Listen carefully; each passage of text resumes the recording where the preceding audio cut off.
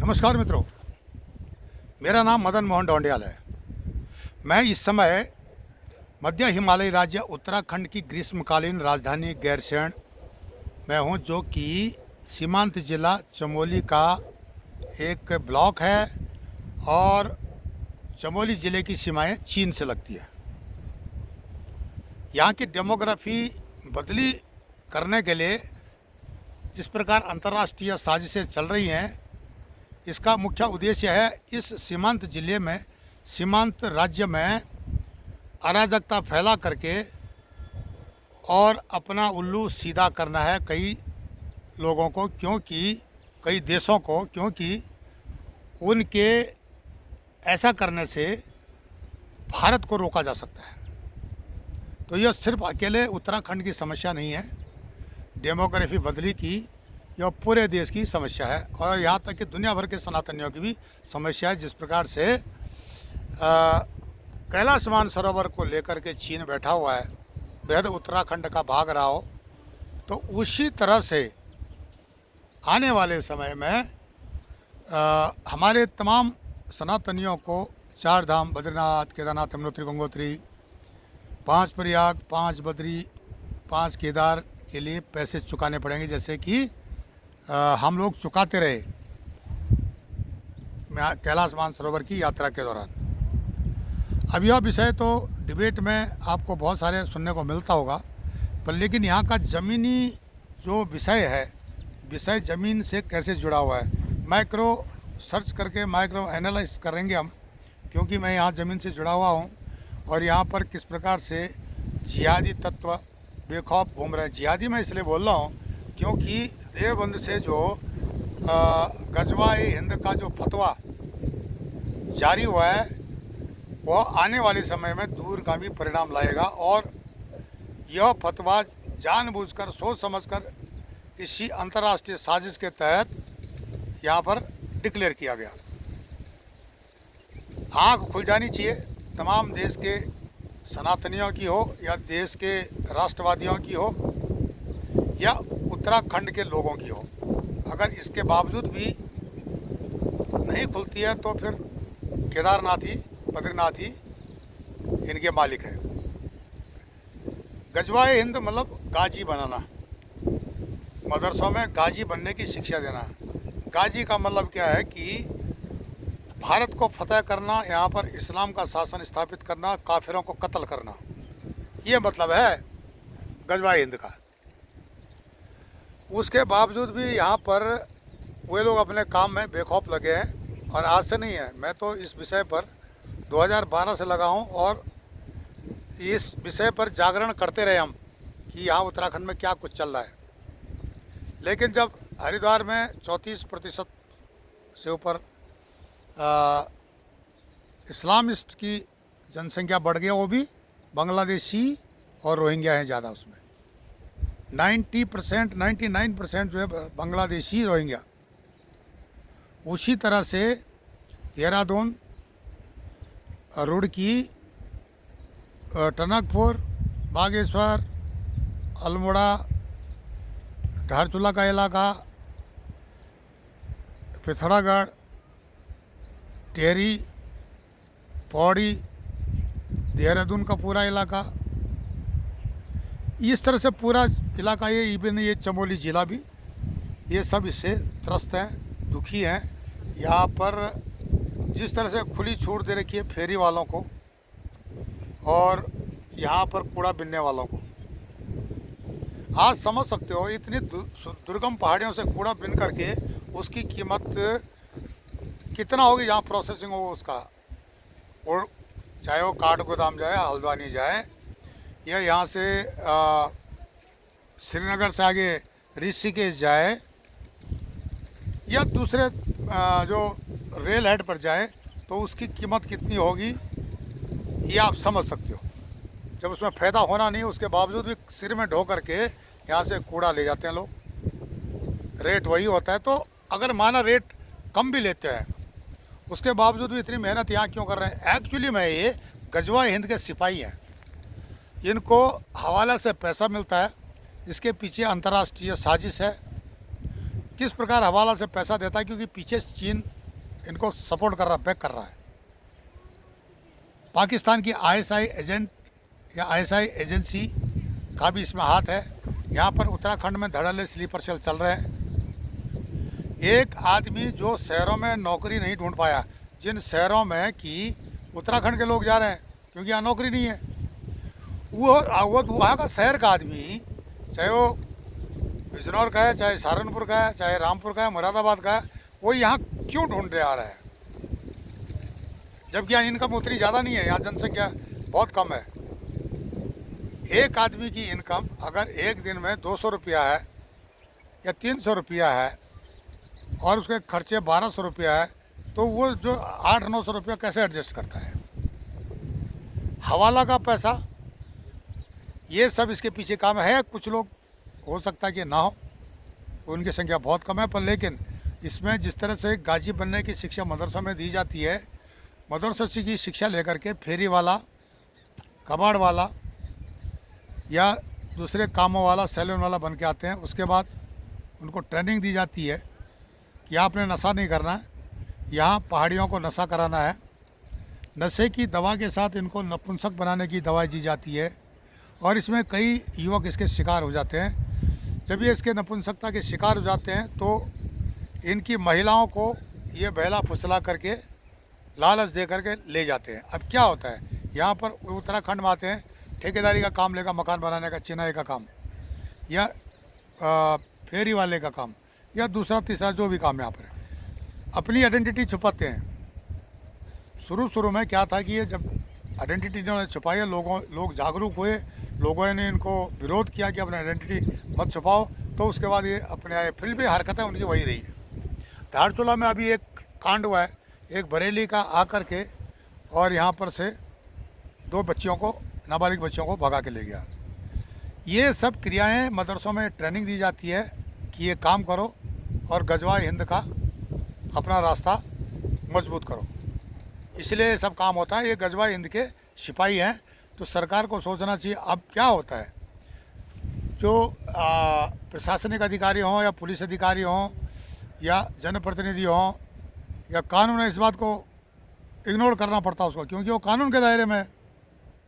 लेकिन कानून को ताक में रख करके, संविधान को ताक में रख करके यह सब क्रियाएं यहाँ पर हो रही है। उसके उदाहरण कई देख लिए, चाहे हल्द्वानी का जीता जागता उदाहरण है, पुरवला का, और साथ साथ धारचूला में जो अभी कांड हुआ, तो ऐसे बहुत सारे कांड हो चुके हैं। पौड़ी इसका शिकार हो चुका है, अल्मोड़ा इसका शिकार हो चुका है। जो पलायन जिन राज्यों का हुआ है, जिन जिलों का हुआ है उत्तराखंड में, उनमें जो है ये चीज़ें बहुत खूब हुई हैं। और आज से नहीं, बहुत दिनों से, जब से उत्तराखंड बना है तब से चल रहा है, क्योंकि कांग्रेस सत्ता में रही तो कांग्रेस ने इनको जो है काफ़ी पनाह दी और इसलिए कांग्रेसी मना भी नहीं कर सकते हैं। अब जब हल्द्वानी में इतना बड़ा कांड होगा तो कांग्रेसी कोई भी या दूसरी विपक्ष वाला कोई भी वामपंथी आगे नहीं आ रहा है। सीधी बात है कि इतने लोग कहाँ से आ गए, रातों रात तो इकट्ठे हुए नहीं है। ये वोट बैंक के लिए अपने आदमियों को इकट्ठा कर रहे थे। ये सारी किसी के पास कोई जवाब नहीं है। मैं किसी पार्टी को नहीं ले रहा हूँ, पर लेकिन कांग्रेस काल में इन पर कोई अगर प्रतिबंध लग जाता या बीजेपी की जो पहले की सरकारें हैं वो प्रतिबंध लगा देती तो स्थिति अभी भयावह नहीं होती। अब यहाँ पर क्या है कि ये कुकुरमुत्तों की तरह फैले हुए हैं। जितने भी सैलून हैं सब इनके हैं। सैलून वाला क्या करता है कि किसी का मकान किराए पर लेता हो, मकान वाला जो स्थानीय आदमी है वो तो कम ही किराया देगा, उसकी गुंजाइश उतनी होती, पर इनके पास हवाला इत्यादि का पैसा होता है तो ये किराया देते हैं। माना उसने 5000 रोम का बोले दे देते हैं। 5000 रोम का देने के बाद बाकी लोग सैलून के बाद इसके बाद कोई काम तो होता नहीं है। इनकी नज़र होती है जो खुद जिसका मकान किराए पर दे रखा है उसकी बहू बेटी महिलाएं निशाने पर होती हैं या उसके आसपास की जितनी महिलाएं हैं वो निशाने पर होती हैं। ये जिहाद का एक भाग है और ये पाठ्यक्रम है जो कट्टर मौलवी मदरसों में सिखाते हैं कि काफिर की बेटियों को फंसाओ, उनको उनसे निकाह करो और फिर मुसलमानों की संख्या बढ़ाओ। ये पढ़ाई है। नशा जिहाद इसमें बहुत अहम भूमिका निभाता है। मैंने पिछले भी जो है तमिलनाडु में जिस प्रकार से एक फिल्म डायरेक्टर पकड़ा गया था और किस प्रकार से डीएमके ने उससे पल्ला झाड़ा था, उससे भयावह स्थिति उत्तराखंड में है। सस्ता नशा चिट्टा बोलते हैं जिसको, चिट्टा गैंग जो कि नशे की दवाएं बेचता, और इसमें सारे इन्वॉल्व देहरादून में ये सनातनियों के बच्चे नहीं है, सारे ये कबाड़ वाले, ये फेरी वाले, ये सब यही काम करते हैं। पुलिस प्रशासन आंख बंद करके बैठा हुआ है। इतनी जो है सुरक्षा संबंधी एजेंसियां लगाना हर घर में मुश्किल है, क्योंकि जो नशे का आदी है वो तो इनसे दोस्ती बना के रखता है, और जब उसको एक बार लत पड़ जाती है तो उसके बाद उसके घर पे भी डाके पड़ते हैं। ये सब जिहाद वहाँ पर देहरादून में चल रहा है। घरों के अंदर तक वहाँ जो है मज़ारें हिंदुओं ने बना के रखी थी, पकड़े गए सारे। इतनी मज़ारें टूटना, ये तो बिल्कुल ऊँट के मुँह में जीरा है, ये कुछ भी नहीं हुआ अभी। अब जिस तरह से हरिद्वार में 34-35% से अधिक इस्लामिस्ट हो गए हैं वहाँ पे, और रोहिंग्या बांग्लादेशी उसमें ज़्यादा हैं। ये वही काम करते हैं वहाँ पे।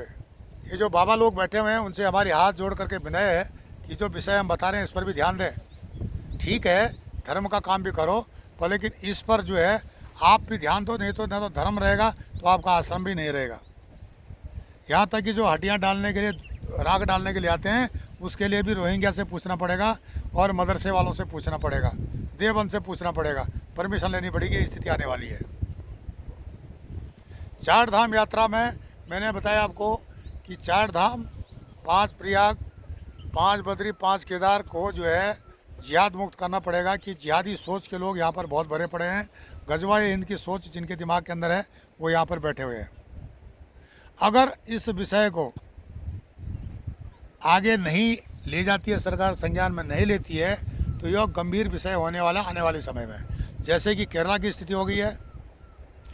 एक समय कश्मीर भी ठीक ठाक था, उसकी स्थिति रातों रात भागना पड़ा कश्मीरी पंडितों को वहाँ से। तो वही हालत उत्तराखंड में हो रहा है। यहाँ पर एक बहुत बड़ी आंधी तूफान गजवाए हिंद का आने वाला है।